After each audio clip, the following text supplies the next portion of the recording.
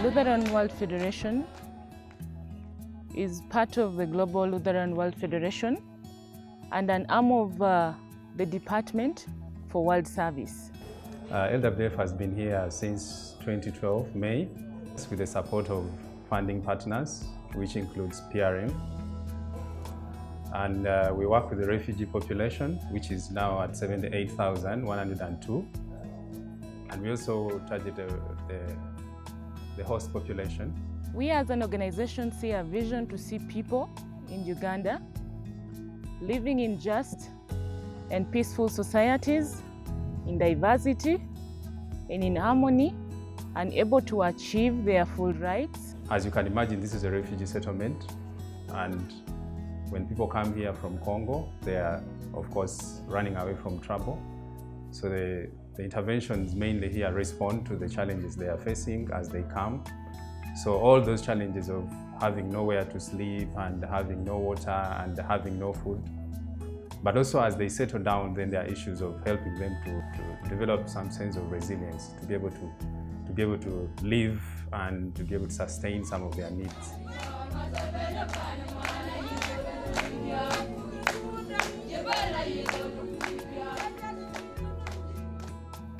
The project targets both refugees and the nationals. For nationals, we target 30%, and then for refugees, we target 70% of the funding. This one has tried to reduce on tensions that would come and also promoted peaceful coexistence between refugees and the nationals. For PRM projects specifically, we're in our third year of implementation, supporting over 36,000 beneficiaries. Under this project, we have 3 objectives. That is water and sanitation, we have livelihoods, and we have protection.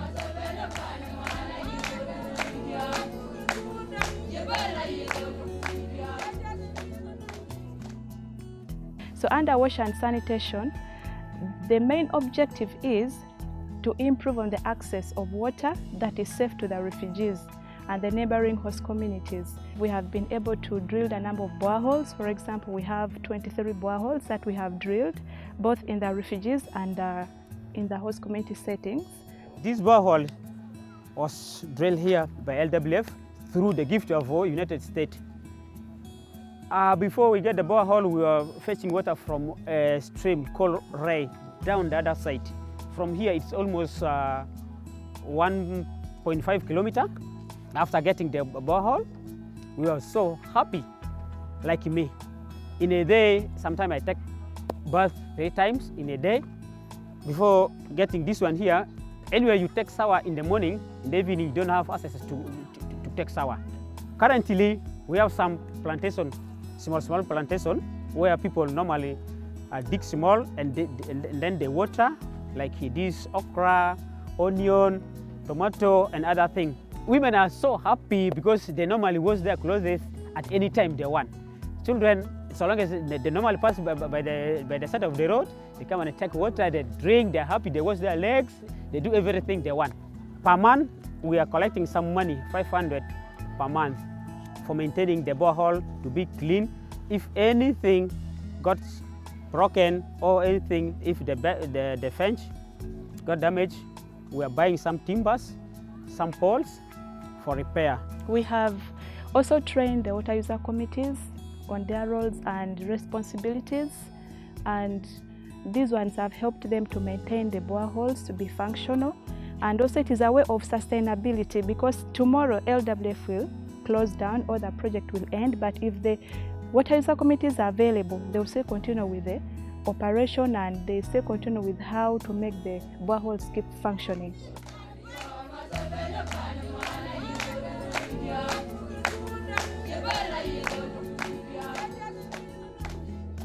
We have identified, established and trained waste management groups. These groups collect waste from the settlement, they recycle it. We started this project, it was in 2014. We have getting training from LWF supported by PRM. So we decided to start to go and picking this bottle, we put some place. Then after putting it, when we get some people who need to buy this bottle, we get some money there. This community, we have problem, we don't have a work. So this one is help us how to get something because of this work. We teach people about sanitation. We have a work plan. We move house by house to teach people about sanitation. We remove some rubbish. We bring here in our point when we are putting those rubbish, we get manure from there. And some of people, they came here and buy the manure. If we get manure here, they come and they buy, they go and they put in the gardens. We use this bottle to construct a house. LWF have helped us to bring a cement, so we construct a house from this bottle. This bottle, when you put it in the garden, it is not be incomposed. So that's why we are going and we remove that bottle in the garden. That's why we are doing protection of environment. There we have been able to protect the environment, to promote sanitation and hygiene, and also there's a component of livelihoods because they earn a living from it.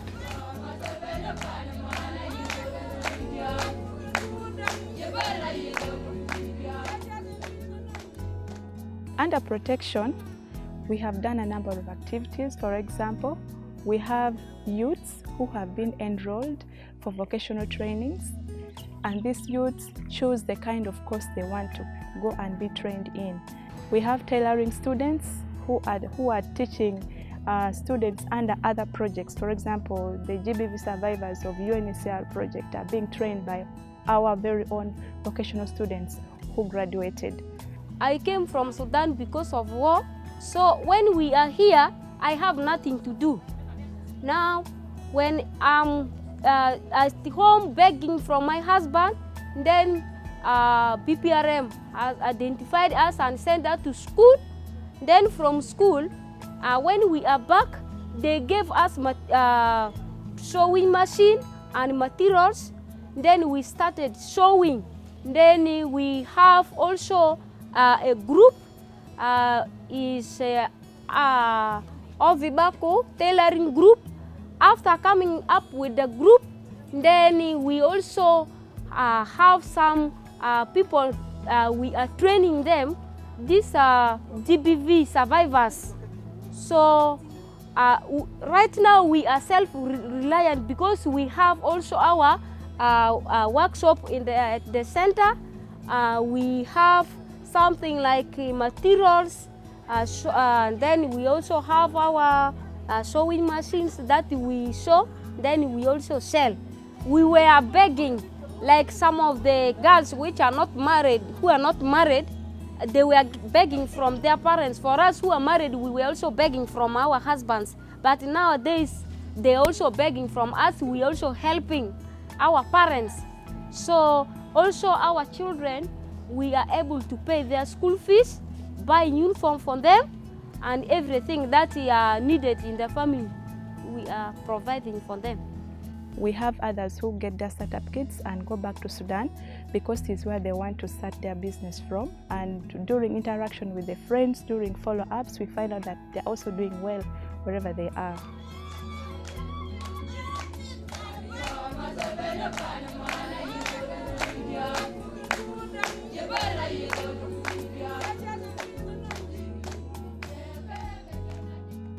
By name, I'm Kolo Pritchard. I am 25. I'm disabled. I don't have upper limbs. I'm born like this. I like drawing art. I do other business apart from drawing, and I also like watching football. I like drawing, more especially the portrait. People really buy it. Then they come and see when I'm drawing, they come and gather around me. Because I don't only do drawing, I do signpost, I do stamp cutting. You know, when I started drawing, I feel some pain from my leg. So I practice until when I'm used to. Now I had no pain from my leg. I can even draw the whole day. LWF organized a talent search just within here in Germany. So I went for that competition. I won and I was the best in this region. So we went up to Ramanja, and unfortunately there I came in number 3. Yes. So I like competition also. So from there we were given 3-month contract to go and inspire the people around the community and the settlement in Pagrinya. Through talent search, I've got experience. They also gave us some cars whereby I managed to raise money to buy machine.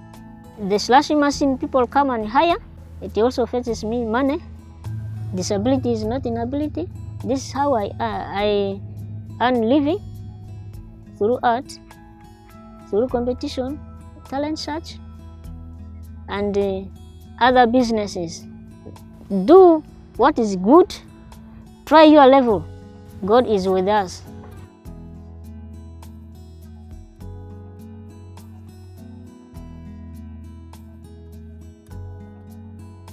Nilianza kufanya kazi ya kushona nikiwa na miaka 10, na kwa sasa nina miaka 22 nafanya kazi hii. Na nilipoanza kazi hii nilikuwa nikiwa mdogo sana, nilikuwa naona kisi wazazi wangu wanafanza na mimi nikajifunza ile kazi juu niliipenda kwanza. Na nilianza tumika Kongo, nilifundisha watu wengi, wa baba, wa mama, vijana. Na kwa sasa nilikuja hapa Rwamanja, nilikimbia vita mwaka wa 2016. Niliishi hapa Rwamanja. Maisha ilikuwa magumu sana porque nianze kazi yangu ya kushona. Lakini niliamua kuwa nauzisha chakula yangu ya watoto wangu juu nipate mashini niangalie kisi nitaendelesha kazi yangu. Na nilipokea chakula yangu nikakuwa ninaweka, ninauzisha. Nikapata pesa nikauza mashini moja. Nikaona nitafanya je, nifundishe bwanangu naye kazi ya kushona, kwa kusema kuikaa hivi bila kazi. Nikamfundisha kazi ile ya kushona. Tukaanza kutumika tukiwa wawili, lakini tuna mashini moja. Niliona vijana wengine wawili, niliwakamata, nikaanza kuwafundisha hii kazi. Na wako pale nao wawili, nikaanza wafundisha kazi ya kushona. Japo yote tulikuwa na mashini moja, lakini tulikuwa tunasaidiana. Huyu akichoka napatia huyu, huyu akichoka napatia huyu. Sasa nilisikia LWF natangazia vijana talent search, na mimi nikajisikia acha nende ni bahatishe bahati yangu, nipime bahati yangu. Sasa nilienda kujipresenter Kwa hiyo LWF kwa bahati mzuri nikapita kwa village.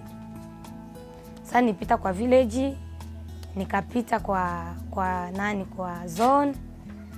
Tukafika hata kwa demi finale nikapita nikiwa wa kwanza tu.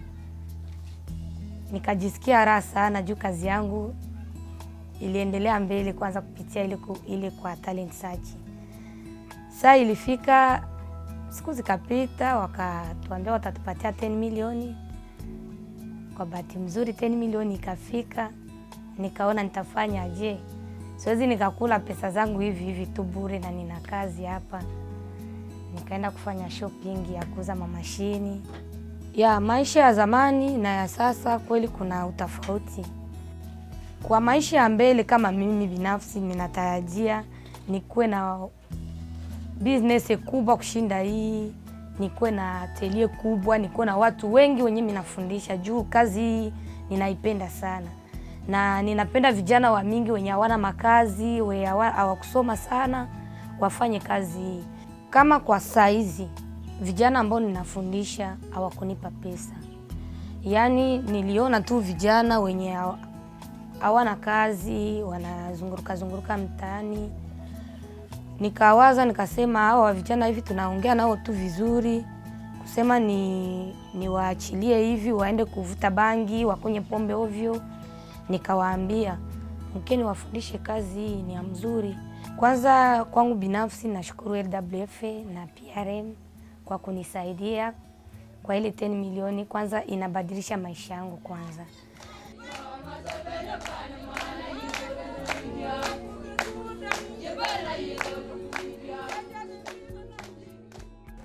We have also constructed latrines and also houses for persons with specific needs.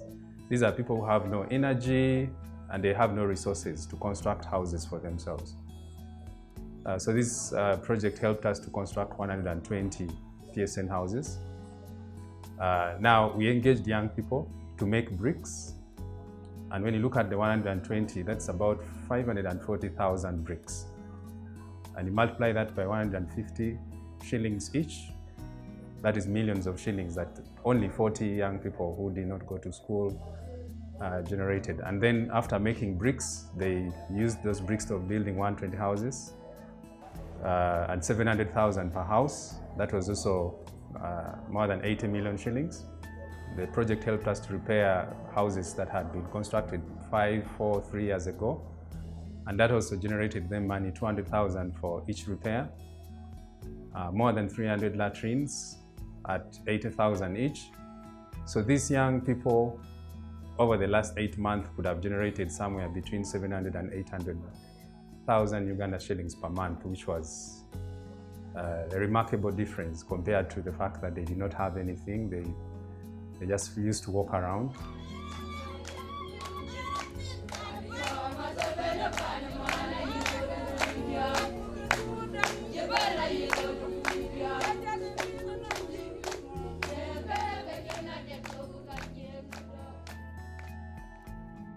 Rusi adi mungwe bati olilia na bone mama di to asi ire weste ama group na ama tura group ma treasure na leji andra ni ari business korore ama meri awi akosi ama tandare dekpe rasa disi ba de voke ama konyindi ama mabati ro ke fongawa tupitira ama nyawa ama meri tui ama bolo sori so ama merda le furjisi da voka no ke ama na andra so oba kare amari otura andra ni dia ama ide de me peki ba de voka oba ama ide ngo ide ama ide le ka ama li dine to me amanzora ba da konye kala amanerese LWF amesu konye LWF fudishe ngo BPRM amanzo aira konye akala amanerese sade si ba da ka amana ndan milioni na amanzo setera anisi ama ide dru zi aso amvudru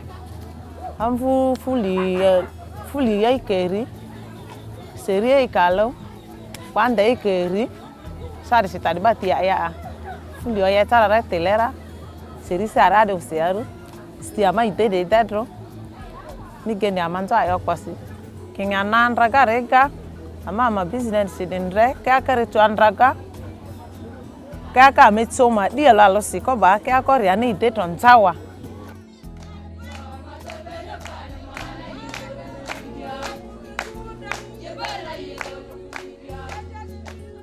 We've also been able to support groups in setting up of woodlots, and this is because it is environmental friendly, and also it is for income generating activity.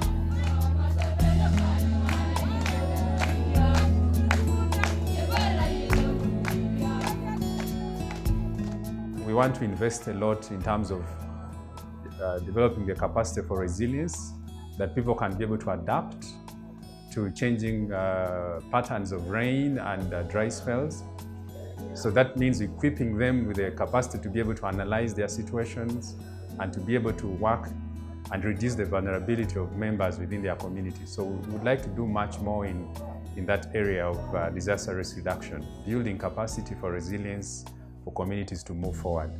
We also want to continue to work with young people because they're a majority. Many haven't gone to school. Those who have gone to school haven't gotten employable skills. So we want to continue working with young people, both in the host and the refugee community, for them as they grow into adults to be able to have the capacity to be adults who are responsible, adults who are part of the economy, other adults who are able to sustain as they get married, sustain their families. The community still has a lot of demand, and we have been able to utilize the funds given to us by the donor very well.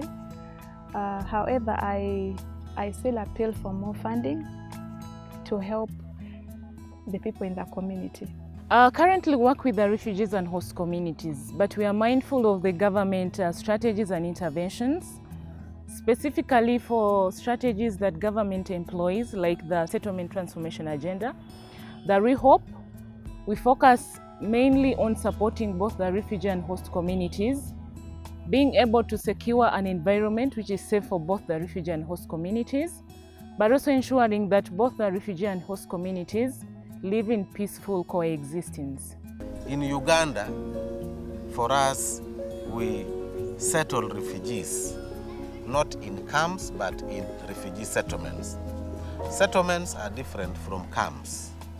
Settlements is whereby you settle a refugee in a particular area of land and you allow them to move freely. I would really want to appreciate the government of Uganda, the different funders and partners, the US government for supporting us reach out to the people of concern, those are the refugees, and also supporting the host communities to ensure that we uphold the rights of the poor and the needy.